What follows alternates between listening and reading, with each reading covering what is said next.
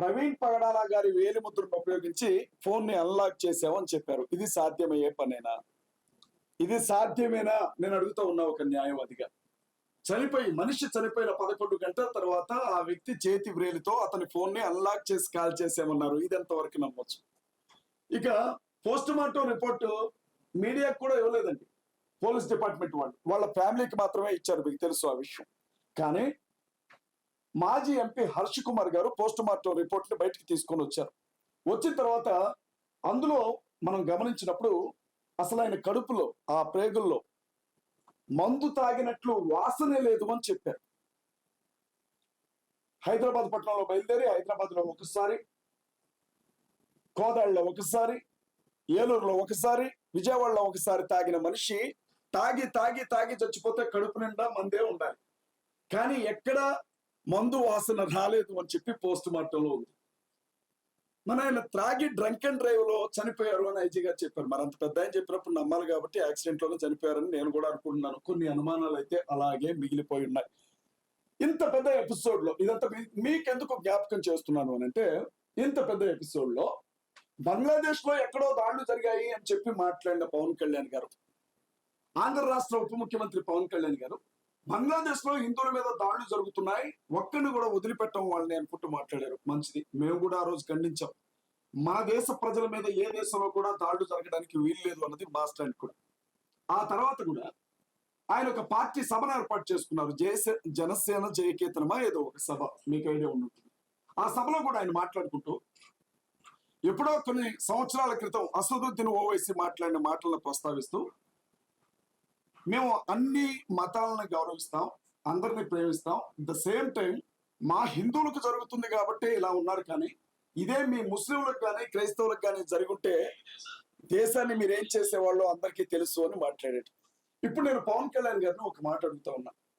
30 రోజులు మీరు పార్టీ అధ్యక్షులు, రాష్ట్రానికి ఉప ముఖ్యమంత్రి, అనేక శాఖలకు మంత్రివర్యులుగా ఉన్నారు. నోరు తెరచి ఒక్కసారంటే ఒక్కసారైనా మీడియా చిట్ చాట్ లోనైనా ప్రవీణ్ గారి కుటుంబానికి సానుభూతిని తెలియచేశారా? ప్రవీణ్ గారి కుటుంబానికి సింపతి, కనీసం ఒక మనిషి, సాటి మనిషి చనిపోయాడు, ఓహో బహుశా అక్కడ ఆవు చనిపోయి ఉంటే మాట్లాడేవాడు. మాట్లాడడమే కాదు, నడి రోడ్ల మీద ధర్నాలు కూడా చేసేవాడు. కానీ అక్కడ చచ్చిపోయింది ఒక పాస్టర్, అది కూడా ఆఫ్టర్ ఆల్ ఒక దళితుడు కాబట్టి మాట్లాడలేదు. మీరు ఆఫ్టర్ ఆల్ అంటున్న ఆ పాస్టర్ కొన్ని లక్షల మంది, కొన్ని కోట్ల మంది క్రైస్తవుల గుండె చప్పుడుగా ఉన్నాడు అన్న విషయాన్ని ఈ రోజు నేను పవన్ కళ్యాణ్ గారికి చెప్తా ఉన్నా. పవన్ కళ్యాణ్ గారు స్పష్టంగా జ్ఞాపకం ఉంచుకోవాలి. పిఠాపురంలో ఎస్సీ మాలపల్లి, మీ అందరికి తెలుసు, మాలలందరినీ కూడా వెలేశారు. వాళ్ళకి సరుకులు అమ్మలేదు, తినడానికి తిండి దొరకలేదు, అన్ని చేస్తే నియోజకవర్గంలో ఎమ్మెల్యే అయ్యుండి కనీసం ఆ విషయం గురించి మాట్లాడినా. ఇవాళ ఆయన దేశం గురించి, ధర్మం గురించి మాట్లాడుతూ ఉన్నాడు. నేనేమంటున్నానంటే, మరి నీ కోసం క్రైస్తవులు ఎంతో మంది ఓట్లేశారు, జనసేన జెండాలు పట్టుకొని క్రైస్తవులు కుర్రాళ్ళు తిరిగారు, నీ అభిమానులు ఉన్నారు, వారికి నువ్వేం సమాధానం చెప్పబోతున్నావు, లేకపోతే మేము నీకు ఎలాంటి సమాధానం ఇస్తాను నువ్వు చూడాలనుకుంటున్నావు అని నేను అడుగుతా ఉన్నా పవన్ కళ్యాణ్ గారు. ఇక రెండో విషయం, పవన్ కళ్యాణ్ గారు మాట్లాడలేదంటే వదిలేండి. జగన్మోహన్ రెడ్డి గారు, క్రైస్తవులందరూ బాగా ఇష్టపడతారండి జగన్మోహన్ రెడ్డి గారు. జగన్మోహన్ రెడ్డి గారు వ్యక్తిగతంగా ఆయనకు వచ్చిన ఇమేజ్ కాదు, రాజశేఖర్ రెడ్డి గారి ఏకైక కొడుకు కావడం, రాజశేఖర్ రెడ్డి గారు దుర్మరణం చెందటం, ఆ విధంగా ఆయన ప్రజల్లో సానుభూతిని తీసుకున్నాడు, వారసత్వాన్ని, లెగసీని తీసుకున్నాడు.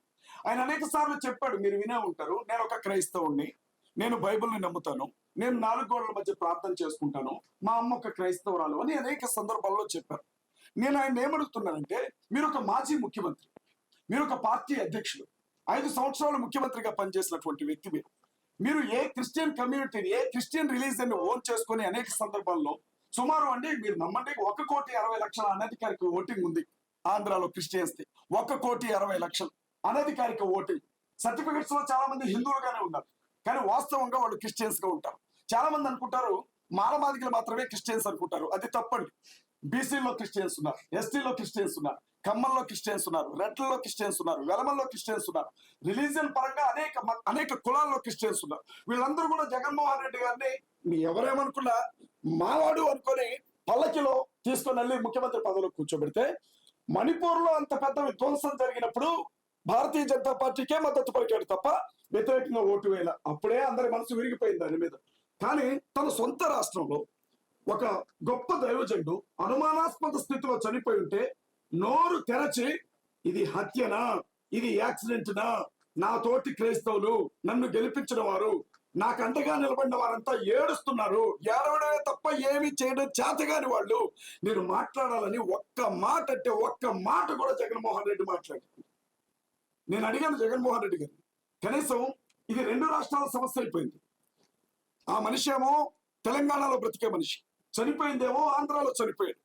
తెలంగాణ ప్రాంతంలోనికి శవాన్ని తీసుకుని వచ్చినప్పుడు నువ్వు పార్టీ అధ్యక్షుడిగా రాకపోయినా, మాజీ ముఖ్యమంత్రిగా రాకపోయినా, కనీసం ఒక క్రైస్తవుడిగా ఆ ఇంటికి సానుభూతి తెలపడానికైనా రాలేకపోయావు, నీ కాళ్ళేమైపోయాయని నేను అడుగుతా ఉన్నా ఇవాళ జగన్మోహన్ రెడ్డి. నేను వాళ్ళు చెప్తా ఉన్నా, మాజీ ముఖ్యమంత్రి జగన్మోహన్ రెడ్డి గారు, వైఎస్ఆర్ కాంగ్రెస్ పార్టీ అధ్యక్షుడు జగన్మోహన్ రెడ్డి గారు, క్రైస్తవుల దెబ్బ ఎలా ఉంటుందో చూపిస్తాం, కాసుకోండి, సవాల్ చేసి చెప్తా ఉన్నా జగన్మోహన్ రెడ్డికి. ఇన్ని రోజులు భుజాల మీద నేను మోసినాం కదా, ఈ భుజాల మీద నుంచి నిన్ను నేల మీద ఎట్లా పడగొడతామో కూడా జగన్మోహన్ రెడ్డి చూసుకోవాలా. జగన్మోహన్ రెడ్డికి ఒక్క ఓటు కూడా పడనివ్వండి మేము చెప్తా ఉన్నాం.